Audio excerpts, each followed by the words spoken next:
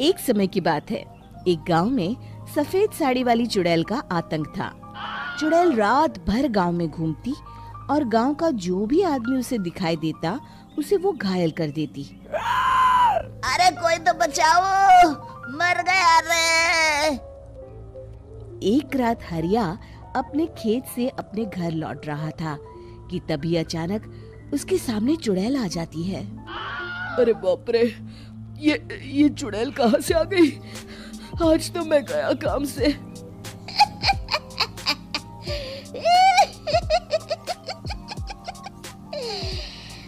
आज मुझे मेरा शिकार मिल गया।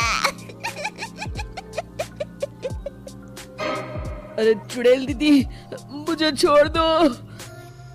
जैसे ही चुड़ैल हरिया की तरफ बढ़ती है, हरिया वहाँ से भाग जाता है और अपने घर के दरवाजे पे पहुँचता है। अरे भगवान, जल्दी से दरवाजा खोलो, मेरे पीछे चुड़ैल पड़ी है। हरिया की पत्नी जल्दी से दरवाजा खोल देती है। अरे आप इतना हाफ क्यों रहे हैं? अरे मेरे पीछे चुड़ैल पड़ी है, आज तो मैं बाल बाल बच गया। जल्दी से सभी दरवाजे और सभी खिड़कियों को बंद करके बत्ती बुझा दो। तभी चुड़ैल हरिया के घर के पास पहुंच जाती है। अरे वो आदमी कहाँ गायब हो गया? मैं भी देखती हूँ आखिर कब तक बचेगा।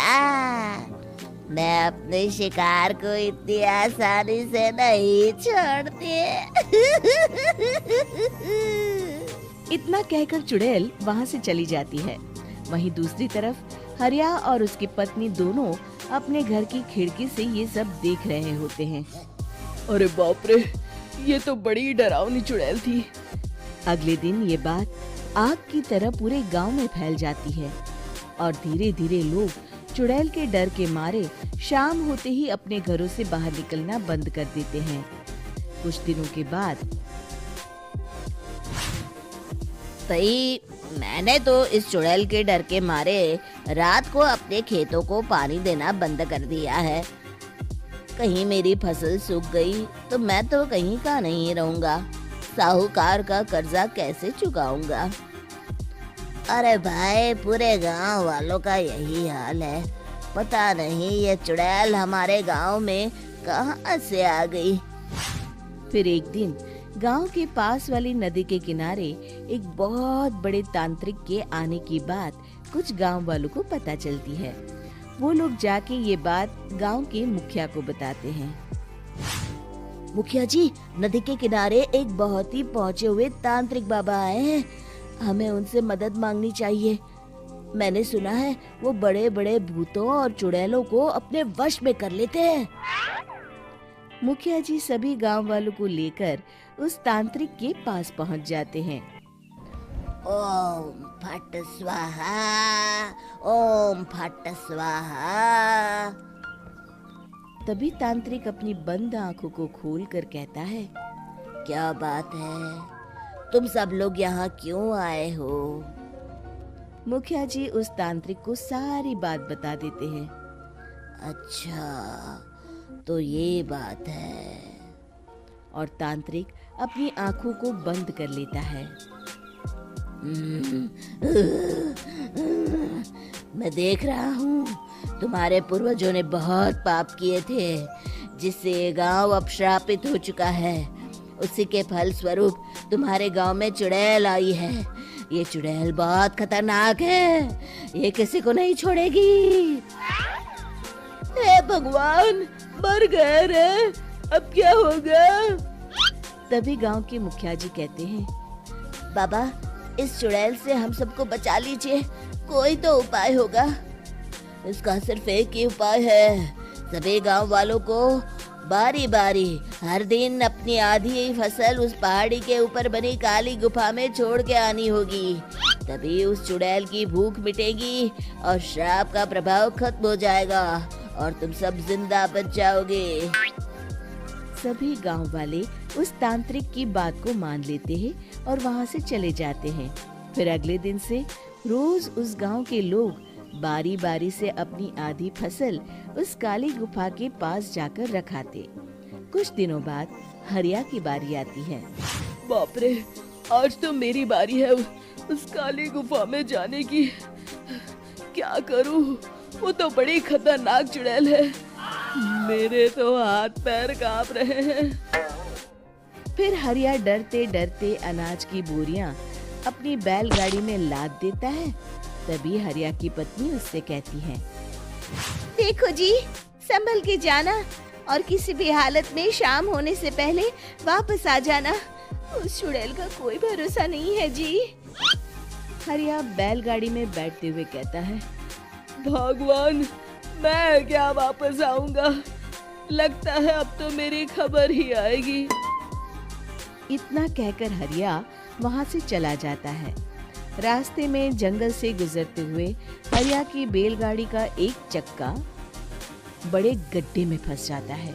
हे भगवान, अब ये क्या मुसीबत है? हरिया नीचे उतर के पूरी ताकत से अपनी बैलगाड़ी को गड्ढे से निकालने की कोशिश करता है। बहुत देर मेहनत करने के बाद हरिया की बैलगाड़ी उस गड्ढे से बाहर निकल जाती है। हे भगवान, अब तो शाम होने वाली है। आज तो मैं गया काम से।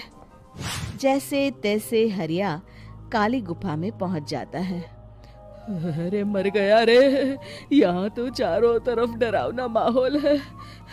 मैंने यहाँ आने में बहुत देर कर दी, कहीं चुड़ैल नाराज ना हो जाए। हरिया अनाज की बोरियां वहां रख के जैसे ही जाने लगता है, तभी उसे किसी के आने की आवाज सुनाई देती है। हरिया एक कोने में छुपकर अंदर देखने लगता है।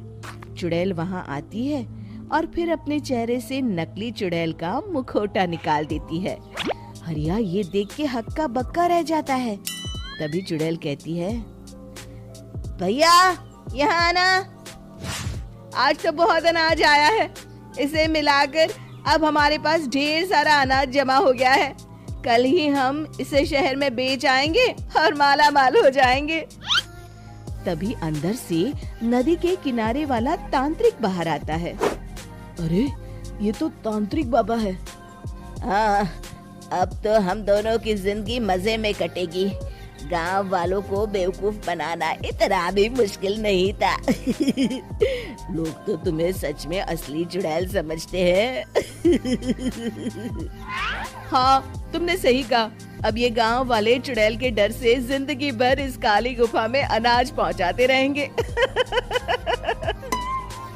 अच्छा, तो ये बात है। ये दोनों पूरे गांव वालों को बेवकूफ बना रहे हैं। अभी जाकर सबको बताता हूँ। हरिया उन दोनों की पूरी बातें सुन लेता है और जल्दी से वापस गांव में आता है। गांव वालों को पूरी बात बता देता है। इससे पहले वो दोनों हमारा अनाज लेकर शहर जाए, हमें उन दोनों को पकड़ना होगा। उधर दूसरी तरफ नकली तांत्रिक और नकली चुड़ैल बनी औरत एक बड़ी गाड़ी में सारा अनाज लाद के वहां से निकलने की तैयारी कर रहे होते हैं। जल्दी करो, इससे पहले हमें कोई देख ले। हमें यहाँ से निकलना होगा। और तभी वो दोनों देखते हैं कि सामने से सभी गांव वाले अपने अपने हाथों में मशाल लेके आ रहे हैं। दोनों बुरी तरह डर जाते हैं। रुक जाओ, तुम दोनों का भांडा फूट चुका है। अरे मर गए रे, ये गांव वाले कहाँ से आ गए? तुमने क्या सोचा इतनी आसानी से यहाँ से निकल जाओगे? ये अनाज हमने अपने खून पसीने से दिन रात खेतों में मेहनत करके उगाया है। दोनों मुखिया जी के पैरों में गिर जाते हैं। हमें माफ कर दीजिए, हम दोनों एक नंबर के कामचोर हैं। बिना मेहनत किए पैसे कमाना चाहते थे। हाँ हाँ, अब हम आगे से मेहनत मजदूरी करके पैसे कमाएंगे। हमें कुछ मत करना, हमें छोड़ दीजिए। इतना कह के दोनों गांव छोड़ के भाग जाते हैं और सभी गांव वाले फिर से खुशी खुशी रहने लगते हैं। शिक्षा, तभी तो कहते हैं कि किसी भी समस्या का समाधान केवल सूझबूझ से ही करना चाहिए और कभी हिम्मत नहीं हारनी चाहिए।